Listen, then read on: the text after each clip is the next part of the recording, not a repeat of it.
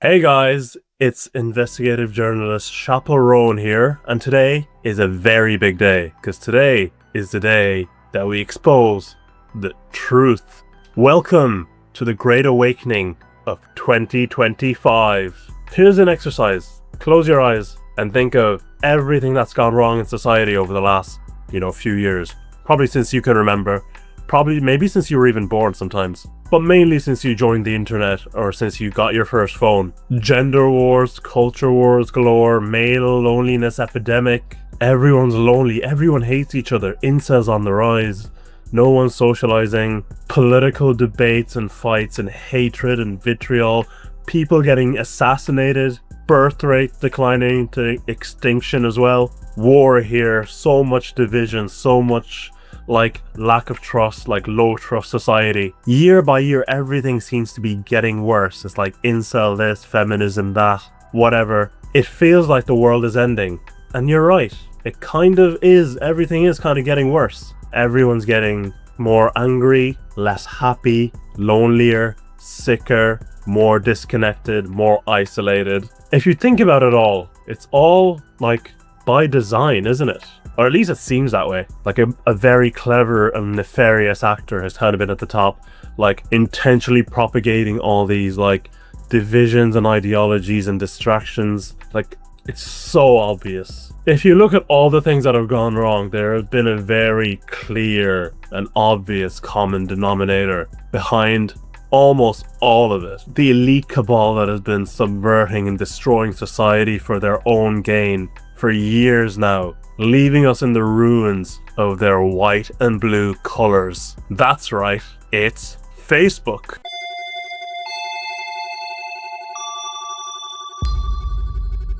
With everyone kind of struggling so much today with just lack of purpose, a crisis in meaning, isolation, loneliness, sexlessness, and all that kind of, bad stuff. And all the mental health issues that come from that, like culture wars galore, and just it feels like everyone's just kind of out to get everyone. All this culture war stuff that's being pushed on us daily, every second, that's only deeply entrenching our isolation and division from one another. It's very easy for someone to blame all of this on their one kind of pet issue, Make it fit all neatly into their lens of how they see the world. So you'll see all this and you'll blame feminism, wokeness, the patriarchy, or incels, or you blame the Jews, or you blame the government or whatever. Whatever your whatever your preconceived idea of what the villain is you're generally just gonna blame that for everything that's going wrong. It's yeah, I haven't spoken to my parents in years, must be the immigrants. My dad left me when I was young, fucking those damn Jews. At it again. Whatever your social and political leanings are, you'll blame all the ills of society on whoever your perceived enemy is. Well, the more obvious and boring answer is that there is a common denominator about, when all these things kind of started to go wrong, when things started to kind of trend this way. There's a very obvious common denominator, you just see it, it's this fucking thing, And that thing is this fucking loser. When he came onto the scene in 2004 with his fucking stupid wannabe dating app that he kind of made in his own garage, that was the beginning of the end. I don't think we do realize it, but we don't give enough credit at how just profoundly social media and the internet kind of changed, and phones and stuff, how that just profoundly changed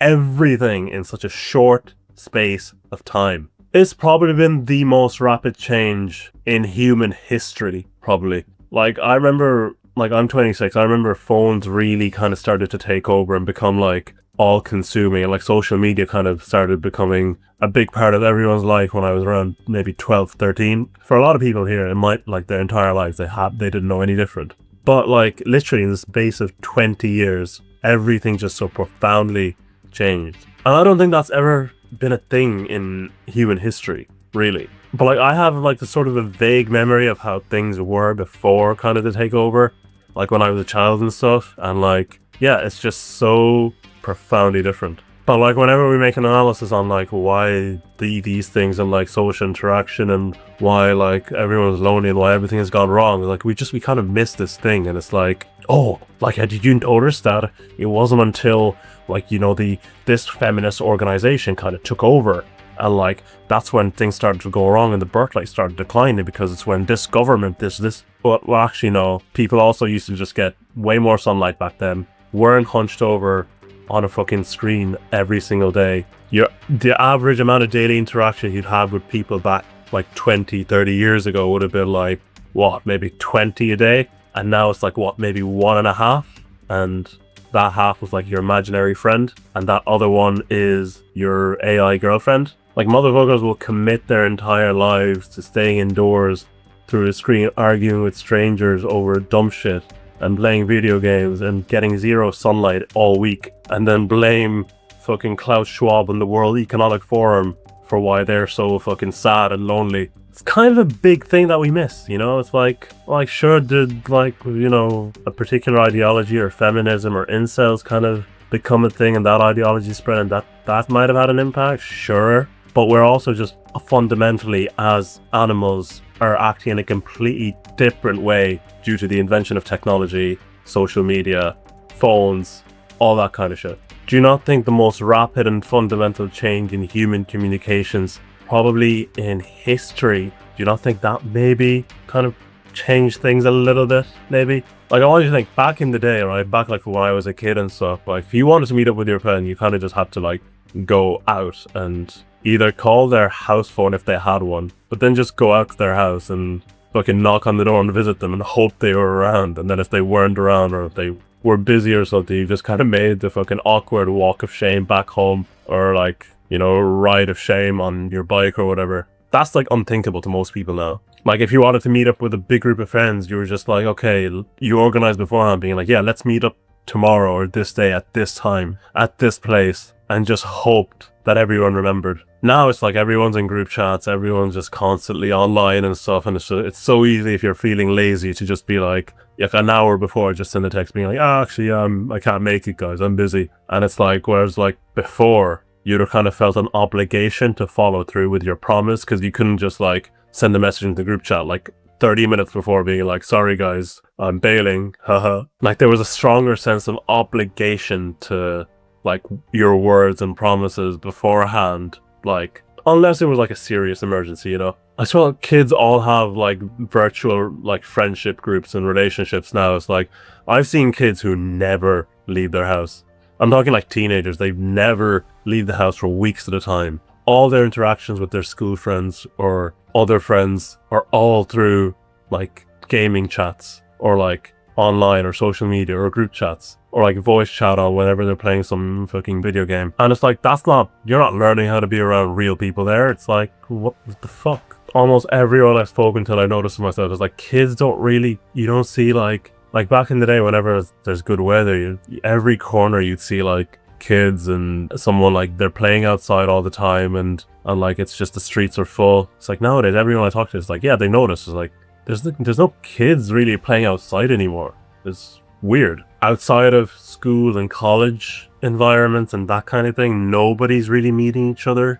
People aren't making friends outside of those environments anymore. Like, once you leave college, it's practically impossible. Like, you're just really never really making friends again. Like, let's be real. It's like impossible. Like, once you've kind of left the school and college environment, it's borderline impossible to make friends or date unless you're dating online now. And it's because you have the convenience of online dating to like be like, oh, well, why the fuck would I put myself out there and risk something, But it's like, you can't even just be like, okay, no, I'm going to be the one to put down the apps and go out and like and put myself out there. It's like, no, you can't really do it unilaterally either. It needs to be, everyone needs to do it. One person doing it, it's just going to be a humiliation ritual for that one specific person who does it. So it's like, I can't just tell someone, oh yeah, you need to take charge and be the one to go outside and like approach people. And so it's like, well, if nobody's open to it and nobody else wants to do it because everyone else is like happy online dating or just not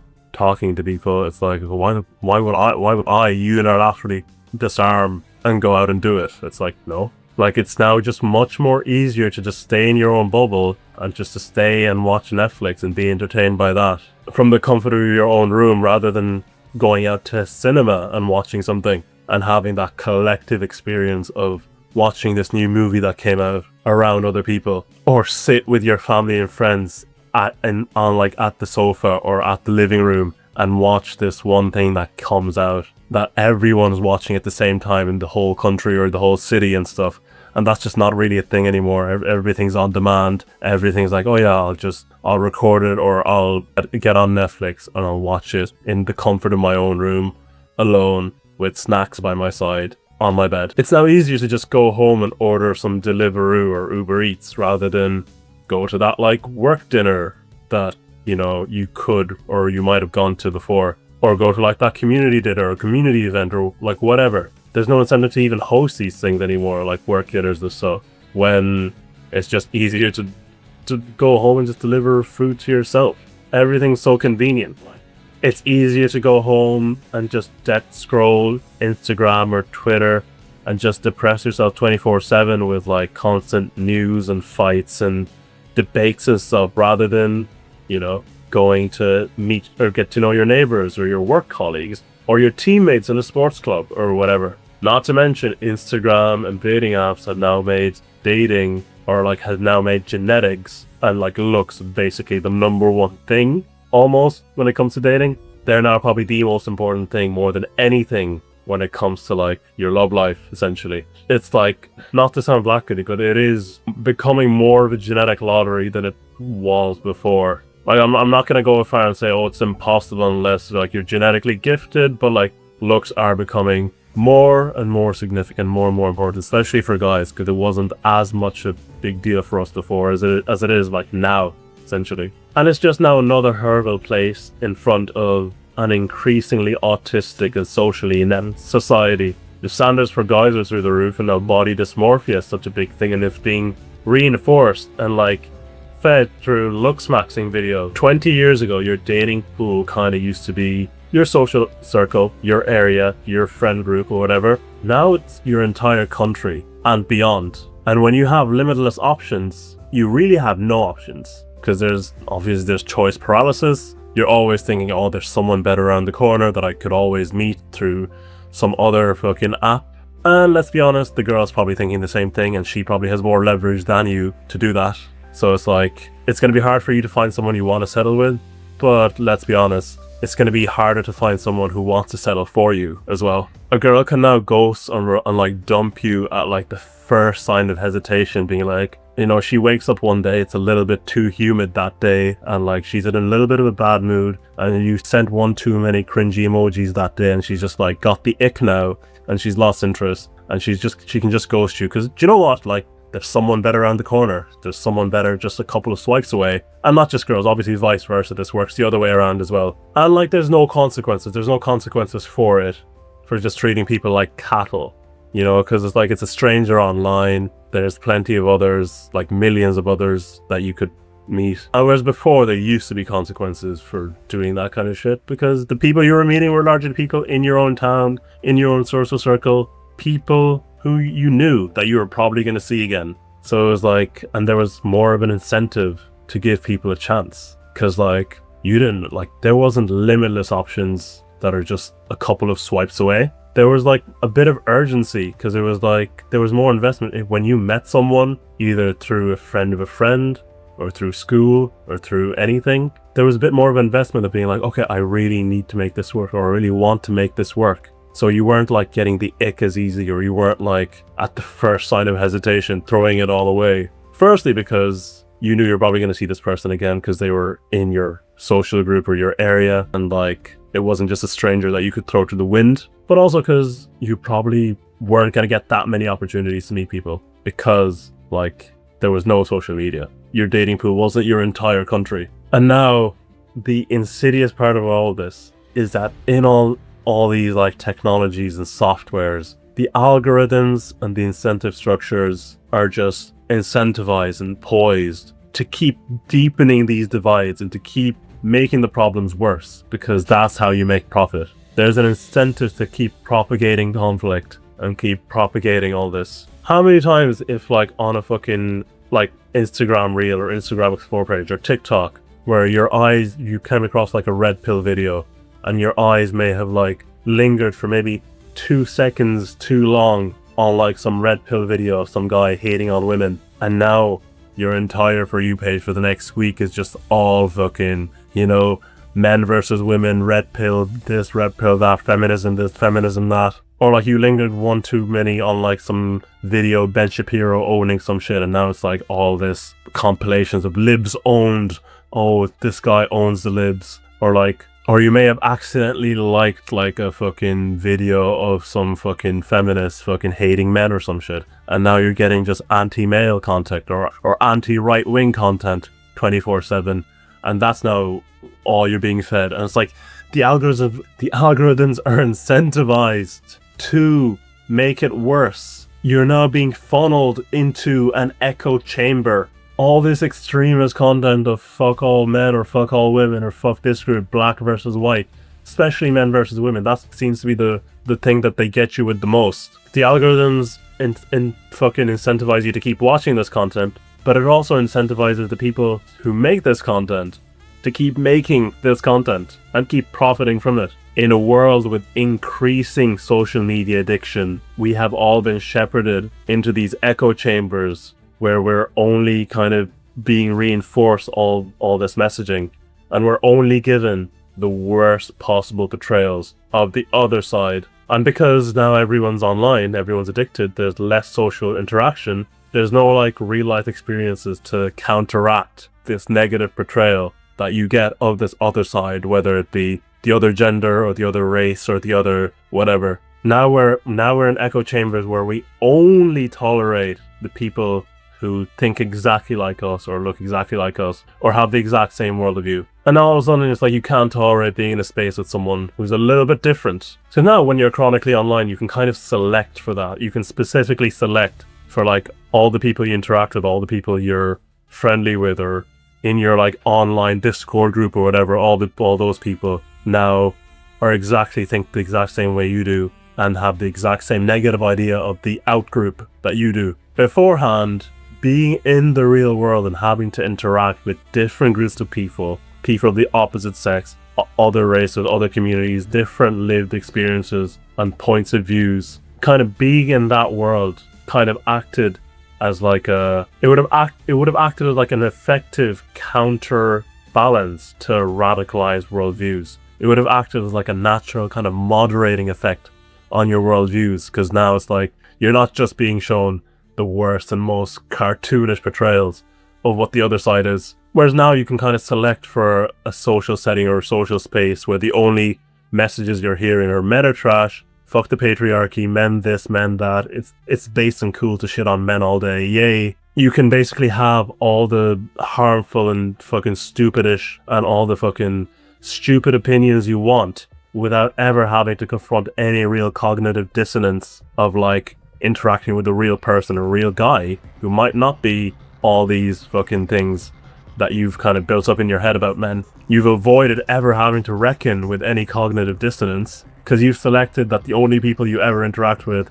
around you most of the time are reinforcing your like extreme worldview. And this is why incels exist, is because like they're in these forums where they're only being shown the most cartoonish portrayals of like what a modern woman is and whatever, and they're only being reinforced by other people who think just like them, and they don't go outside, they never interact with women, mainly because they're not attractive. But that feeds into my other problem of like it's all superficial and people are only like looks are way more important than they used to be. But like yeah, they don't really interact with real people to ever have to reckon with that cognitive dissonance of being like, okay, all this message I'm getting online isn't playing out in the real world of like what real women can be like. So it's like they just stay in that cycle of having the same shitty opinions reinforced, and it becomes kind of a circular self-fulfilling thing, because like the more you spend like this, the more like hardline your rhetoric is. And now it's like, even if you do come in contact with anyone who doesn't like subscribe to your hardline worldview or hardline extremist rhetoric, you're immediately casting aside, and you can't even bear to be in the same room with them or even talk to them. Because now all this are bad, or all women are whores or whatever. It's like, yeah, it's like that's just what you're gonna think, and you're not gonna even want to hear or want to be kind of proven wrong. Basically what I want to say is these divisions are manufactured by malicious actors online, but also by the Silicon Valley overlords, the overlords who benefit and profit from isolation and the destruction of the social fabric. And it's just, none of this had to be real. Ultimately, did Mark Zuckerberg do this on purpose? Did whoever, Apple or, Steve Jobs, or did any of them do this on purpose to destroy society? Probably not. I don't think so anyway. Of course not. This was just a natural step in like the evolution of advancement of mankind and society, of like, yeah, we're going to technologically advance, obviously. However, they did end up creating these machines, these very powerful and all-controlling machines that are incentivized and that are benefiting from the destruction of society and are incentivized to keep going with the destruction of society, just as a natural supply and demand, profit motive. And that needs to be addressed sooner rather than later. Ultimately, your mom was right. It is that damn phone.